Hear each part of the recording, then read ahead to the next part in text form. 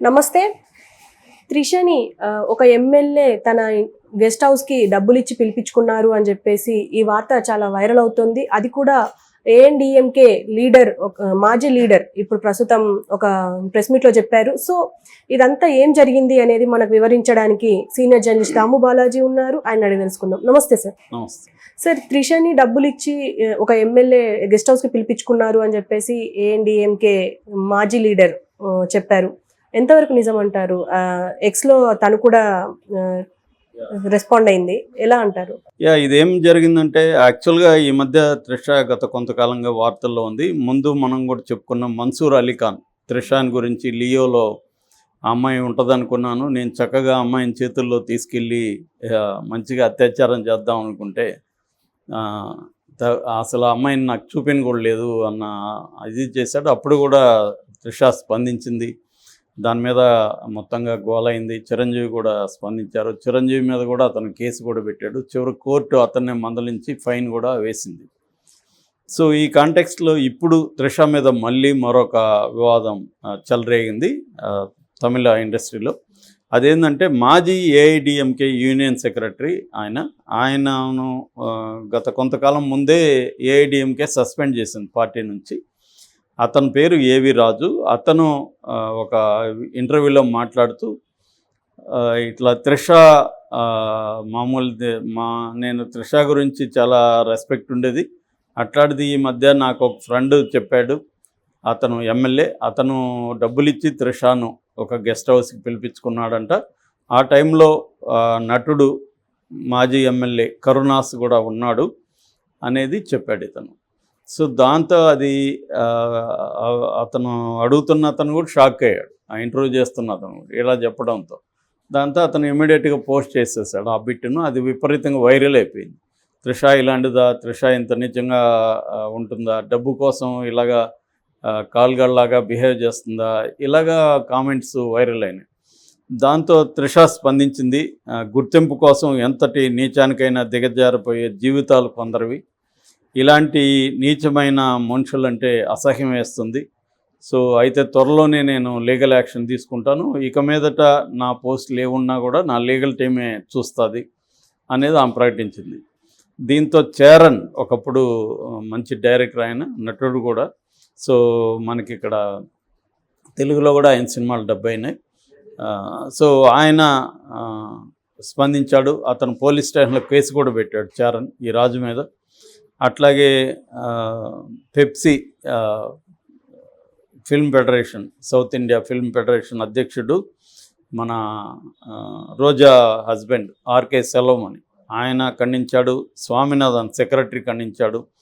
అట్లాగే ఇంకా చాలామంది అక్కడ నటీనటులు కూడా ఖండిస్తూ ఉన్నారు. నటుల సంఘం కూడా ఖండించింది. ఇంకా నెటిజన్స్ అయితే తీవ్రంగా రాజు మీద విరుచుకుపడుతున్నారు. సో ఈ మొత్తం అన్ని వైపుల నుంచి ప్రెజర్ రావడంతో అతను కూడా ఒక వీడియో రిలీజ్ చేశాడు. వీడియో రిలీజ్ చేసి అతన్ని కవర్ చేసుకునే ప్రయత్నం చేశారు. యాక్చువల్గా ఇది నాకు తెలీదు, ఒక ఫ్రెండ్ చెప్తే నేను చెప్పాను. నాకు త్రిష మీద ఎటువంటి బ్యాడ్ అభిప్రాయం లేదు. ఒకవేళ నా మాటల వల్ల హర్ట్ అయింటే క్షమించండి. చరణ్కి కూడా నేను క్షమాపణ చెప్తున్నాను. అలాగా ఆయన ఈరోజు మార్నింగ్ వీడియో పెట్టాడు. సో వీడియో అంటే ఒక మాట అనేసి క్షమించమని చెప్పేస్తే శిక్ష లేకుండా ఉండదు కదా. ఎందుకంటే ఒక క్రైమ్ చేసి నన్ను క్షమించండి అంటే, నిన్న కూడా మనం ఇక్కడ చూసాము, ఆమె జ్యోతి అని ఆమె పట్టుకున్నాక, ఆమెను కరప్షన్లో పట్టుకున్నాక రెడీ హ్యాండెడ్గా 84,000 లంచం తీసుకుంటూ పట్టుకున్నప్పుడు ఆమె ఏడుస్తూ తప్పైపోయిందని క్షమించండి అంటుంది. తప్పైపోవడం కాదు, ఆమె ఇంట్లో 15 కోట్ల డబ్బులు దొరికింది, విలువైన పత్రాలు, నగలు అన్నీ. అంటే ఒక ట్రైబల్ వెల్ఫేర్ అంటేనే వాళ్ళు అట్టడుగున ఉన్న సమూహం ఏదన్నా ఉందంటే ట్రైబల్సే. ఆ ట్రైబల్స్కి సంక్షేమం కోసం పెట్టిన డిపార్ట్మెంట్లో ఇంత భయంకరంగా అవినీతి జరుగుతున్నప్పుడు ఇంకా ట్రైబల్స్కి ఏం మేలు జరుగుతుంది? అలాంటి ఆమె కూడా నన్ను క్షమించండి అంటుంది. సో ఈ సేమ్ ఇతను కూడా మాట్లాడేటప్పుడు ఇతనికి తెలియదా, ఇతనికి ఏజ్ బాగానే ఉంది, 55-60 ఉంది, ఏజ్ ఉంది, అనుభవం ఉంది. తన మాట వల్ల ఏం జరుగుతుందో తెలియకుండా చెప్పిన వ్యక్తి అయితే కాదు.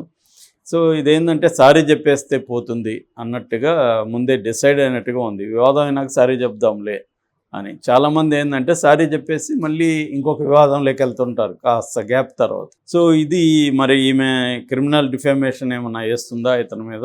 ఆల్రెడీ పోలీస్ స్టేషన్లో కేసు చేరని పెట్టాడు.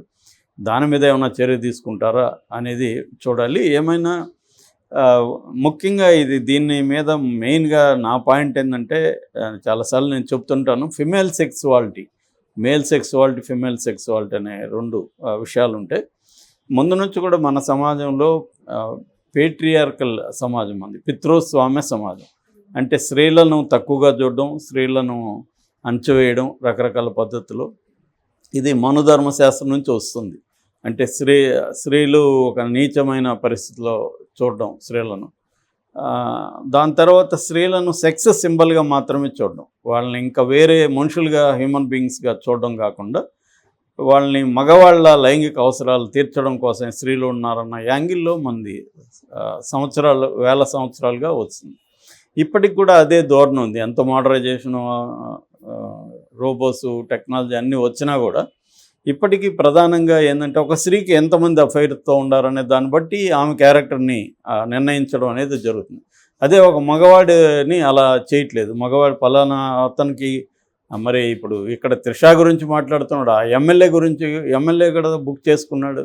వాడి సెక్సువాలిటీ ఏంటి? మరి వాడి చర్చకి రాదు. ఇక్కడ త్రిషాది మాత్రం వస్తుంది. ఇక్కడ 2 వ్యక్తులు ఒక కాంట్రాక్ట్తో వెళ్ళారు అనుకుందాం. డబ్బు తీసుకునిందా లేదా ఆమె ఇష్టపూర్వకంగా ఒక ఎమ్మెల్యేతో వెళ్ళింది. తప్పేంటి దాంట్లో? ఆమెది ఒకవేళ తప్పు అయితే ఎమ్మెల్యే తప్పు కదా. కాబట్టి ఇక్కడ ఏంటంటే విమెన్ని నిందించడం, దాన్నే డిస్కషన్లోకి తీసుకురావడం అనేది ప్రధానంగా ఉంది. ఇది మారకుండా ఎన్ని మనం శిక్షలు వేస్తామనుకున్నా కూడా మారదు. ఈ దృక్పథం మారడానికి కృషి జరగాలి, అవేర్నెస్ పెంచాలి సమాజంలో. ముఖ్యంగా మహిళా సంఘాలు ఇవన్నీ కృషి చేస్తున్నారు వాళ్ళు చాలా వరకు. చిన్నప్పటి నుంచి కూడా అది ఇంబైబ్ చేయాలి. ఎడ్యుకేషన్లో కూడా ఫెమినిజంకి సంబంధించి, స్త్రీ పురుషుల సమానత్వానికి సంబంధించి ఇవి చేయాలి. కానీ ఇప్పటికి కూడా మనకి చిన్నప్పుడు పాఠాలు చూస్తే పిల్లలకి తండ్రి పోయి కష్టపడేసి వస్తాడు, తల్లి వంట చేస్తుంది, ఇలాంటి పాఠాలే ఇప్పటికీ ఉన్నాయి. అంటే రోల్స్, విమెన్ రోల్ని, మగవాడి రోల్ని, మెన్ రోల్ని ఒక డిఫైన్ చేసేసి ట్రెడిషనల్ డెఫినేషన్లోనే చిన్నప్పటి నుంచి వాళ్ళకి మైండ్ సెట్ తయారు చేస్తున్నారు. సో మేము ఆ మధ్య ఒక ఎన్జిఓ తరపున ఒక టీనేజ్ గర్ల్స్ రేస్, ఒక 1 lakh టీనేజ్ గర్ల్స్ని ఇంట్రొడ్యూస్ చేశాం. అందులో మేము ఒక 2-3 గ్రూప్స్ని చేసాం.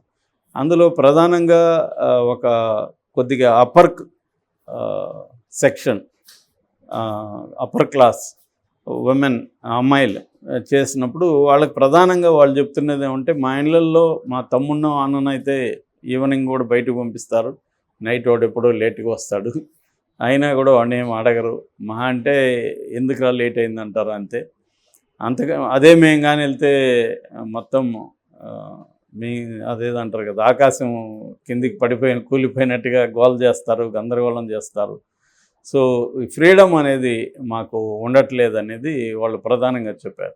అట్లాగే కింది స్థాయిలో అమ్మాయిలను కలిసినప్పుడు వాళ్ళు ప్రధానంగా ఏంటంటే ఎడ్యుకేషన్ మాకు అందట్లేదు అనేది వాళ్ళు చెప్పారు. ఉమెన్ చైల్డ్ కానీ ఉమెన్ చిల్డ్రన్కి సంబంధించిన, ఫిమేల్ చిల్డ్రన్కి సంబంధించిన ఎడ్యుకేషన్ మాకు అందట్లేదు అనేది. అంటే కింది స్థాయిలోనూ ఏదో ఒక రకమైన వివక్ష ఉంది, కొద్దిగా అప్పర్ క్లాస్లో కూడా వేరే రకమైన వివక్ష అనేది మనకి ఇప్పటికి కూడా కనిపిస్తుంది. సో ఈ కాంటెక్స్ట్లో సినిమా ఇంకోటి ఏంటంటే, సినిమా హీరోయిన్లు అంటేనే వాళ్ళు ఎవరి తండ్రి వాళ్ళతో లైంగికంగా గడుపుతారు అన్న ఒక ధోరణి ఇప్పటికి కూడా ఉంది. నిజానికి ఇవాళ సినిమా వాళ్ళకంటే కూడా వేరే రంగాల్లో ఉన్న వాళ్ళు కూడా వాళ్ళ ఆపర్చునిటీస్ పెరిగాయి, చాయిసెస్ పెరిగాయి, మల్టిపుల్ రిలేషన్షిప్స్ అనేది ఉమెన్లో బాగా పెరిగింది ఈ మధ్యకాలంలో. కానీ సినిమా వాళ్ళని ఇప్పటికి కూడా నిందించడం అనేది, సినిమా హీరోయిన్లు, సినిమా నటీనటులు వాళ్ళకి డబ్బులు ఇస్తే వస్తారు అన్న ఇది బలంగా పెరిగిపోయింది. దీన్ని కూడా మనం ఖండించాల్సిన అవసరం ఉంది. నిజానికి సుప్రీంకోర్టు కూడా అనేకసార్లు చెప్పింది, కాన్సెంటింగ్ అడల్ట్స్, ఇద్దరు ఒక అమ్మాయి అబ్బాయి అడల్ట్స్గా ఉన్నప్పుడు వాళ్ళిద్దరి మధ్య అంగీకారం ఉన్నప్పుడు లైంగిక సంబంధం తప్పు కాదు, పెళ్ళయినా కూడా అనేది సుప్రీంకోర్టు కూడా చెప్పింది. కానీ ఇప్పటికి కూడా ఇటువంటి ట్రెండ్స్ ఉన్నాయి. ఈ రాజా లాంటి వాళ్ళు ఖచ్చితంగా శిక్షలు పడాల్సిన అవసరం అయితే ఉంది. ఎందుకంటే ఒట్టి సారితో వదిలేస్తే వాళ్ళు మళ్ళీ మళ్ళీ ఇలాంటి కామెంట్లు చేస్తుంటారు. సో ఒకవేళ త్రిష అలా వెళ్ళున్నా కూడా ఇట్స్ హర్ చాయిస్. దాన్ని వేరే వాళ్ళు ప్రశ్నించాల్సిన అవసరం లేదు. దాన్ని బయటికి చెప్పి ఆమె ఏదో తప్పు చేసినట్టుగా చెప్పడం అయితే కరెక్ట్ కాదు.